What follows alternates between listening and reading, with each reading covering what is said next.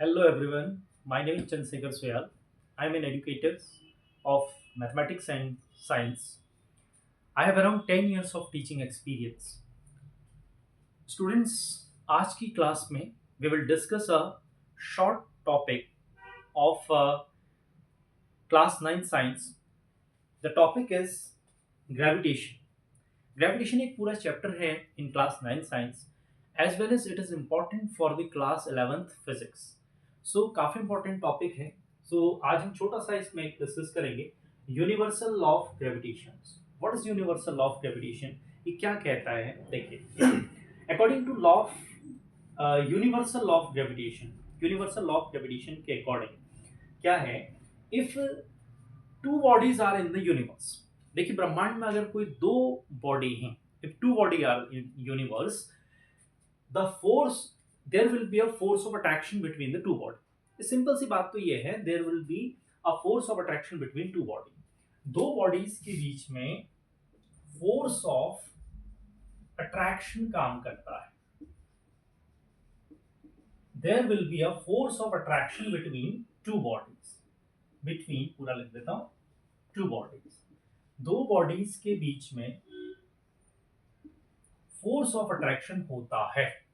इसी वजह से सारे के सारे जितने भी यूनिवर्स में, इन ऑल यूनिवर्स, जितनी भी चीजें हैं, जितने भी आपके जैसे सेलेस्टियस बॉडीज हैं, अर्थ है, और भी जितने प्लैनेट्स हैं सन के अराउंड चक्कर काट रहे हैं, या फिर हम अर्थ से जुड़े हुए हैं, तो ये सारी की सारी चीजें पॉसिबल हो रही हैं due to this force of attraction. और आप जानते हैं सर्कुलर मोशन में भी हमने ये देखा है, सर्कुलर मोशन के लिए centripetal force is the essential force, जो कि सेंटर के टुवर्ड्स होता है.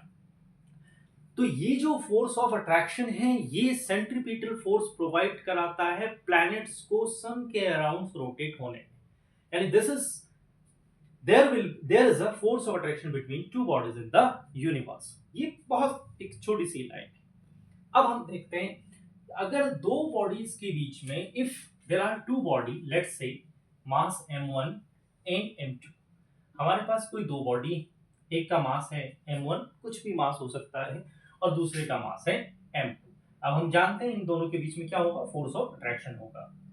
And this is the universal law, truth eight everywhere. Okay, इनके सेंटर से m1 का सेंटर, m2 का सेंटर, इस सेंटर्स को अगर हम ज्वाइन कर दें, line joining between the centre of between two body, इस लाइन ज्वाइनिंग, ये लाइन ज्वाइनिंग होगी m और m2, ये इसका सेंटर, ये इसका सेंटर. इससे मान ले, लेट से r डिस्टेंस पर ये दोनों बॉडीज रखी हुई हैं.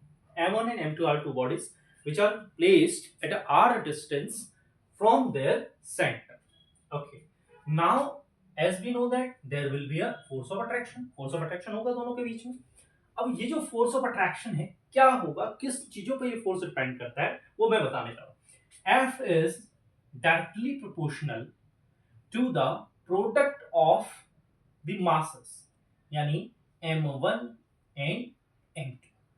F, this force is directly proportional to the product of the masses, and this force is inversely proportional to the distance between, ये जो distance है, square of the distance between them, यानी r का square. दो चीजें याद रखनी है. F is directly proportional to product of the masses, and this force is directly proportional to square of the distance, sorry, inversely proportional to square of the distance between them.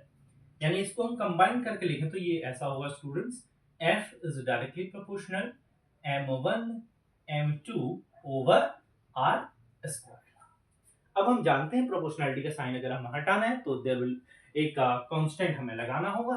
तो F equal to का sign लगा रहे हैं, G m1 m2 upon r square. This is the complete formula of force of attraction between the two body in the universe according to the law of universal law of gravitation. F equals to G m1 m2 upon r square. यहां पर ये G जो है बेटा, ये universal gravitational constant है. This G is universal gravitational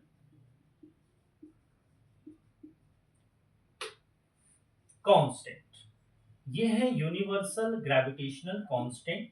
चूंकि ये यूनिवर्सल कांस्टेंट है यानी इसकी वैल्यू फिक्स होती है, तो g की वैल्यू होती है g इक्वल्स टू 6.67 इंटू 10⁻⁻11। इसकी यूनिट होती है न्यूटन मीटर स्क्वायर पर किलोग्राम स्क्वायर। इस यूनिट को हम याद भी रख सकते हैं, अदरवाइज हम इसकी यूनिट फाइंड आउट भी कर सकते हैं। यहाँ से g की वैल्यू हम जानते हैं, f की वैल्यू, f का यूनिट होती है न्यूटन, ये इसकी यूनिट मास की यूनिट होती है किलोग्राम, तो किलोग्राम का स्क्वायर हो गया, इसकी मीटर स्क्वायर होगी, किलोग्राम स्क्वायर पर पर मीटर स्क्वायर पर किलोग्राम स्क्वायर, और एफ की यूनिट होती है बेटा न्यूटन। तो चाहे तो आप याद कर लीजिए इस यूनिट को, otherwise we can calculate from here also. So this is the universal law of gravitation.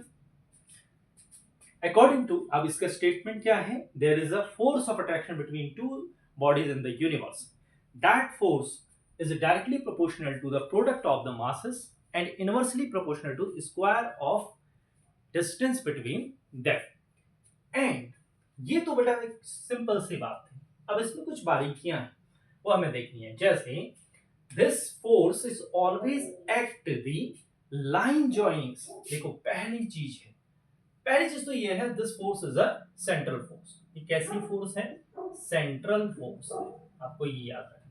Number 2, this force always acts the line joining of the centers। ये बेटा हमेशा line joining between the centres, यानी इस line में act करता है। ये मेरे पास दो बॉडी हैं, ये इसका सेंटर और ये इसका सेंटर, ऑलवेज, बिकॉज ये फोर्स हमेशा एक्ट कर, देखो इस पर एक फोर्स है, इसका मास लेट्स से m1 है 1, इसको मैं 2 मान लेता हूँ, 1 और 2 दो बॉडी है, तो इस पर एक फोर्स लगेगा इसके कारण, और कैसा फोर्स होगा, फोर्स ऑफ अट्रैक्शन। हाँ, एक चीज और याद रखनी, ये फोर्स ऑफ अट्रैक्शन केवल ये रिपल्सिव फोर्स नहीं है, this is not a repulsive force, this only a attractive force. अब इन दोनों के बीच में एक फोर्स लगेगा, ठीक है, यानी ये बॉडी पर एक फोर्स लगेगा due to this body, force on m1 due to m2, इसको मैं m1 कहता हूं, इसको m2 कहता हूं। Force on m1 due to m2, as we know that force is a vector quantity, तो उसका डायरेक्शन होगा, और direction always acts towards the line joining, यानी बेटा ये जो फोर्स है ये हमेशा इधर को F12 means force on 1 due to 2। Again here इस बॉडी की बात करो, फोर्स ऑन 2 ड्यू टू 1, ये इधर को होगा। अब लाइन जॉइनिंग का मतलब क्या है, लाइन जॉइनिंग का मतलब है भैया ये फोर्स ऐसा भी तो हो सकता था, लेकिन ये फोर्स ऐसा नहीं होता है, ये इधर को भी एक्ट नहीं करता है, it is always acts towards the line joining of the centre. पहली दो बातें आपको क्लियर होगी, and this is always attractive force, ठीक है। तो एफ की वैल्यू ये हो गई, ये अट्रैक्टिव होता है, लाइन जॉइनिंग में काम करता है। और दूसरा बेटा एक चीज और देखते हैं, 9th में हमें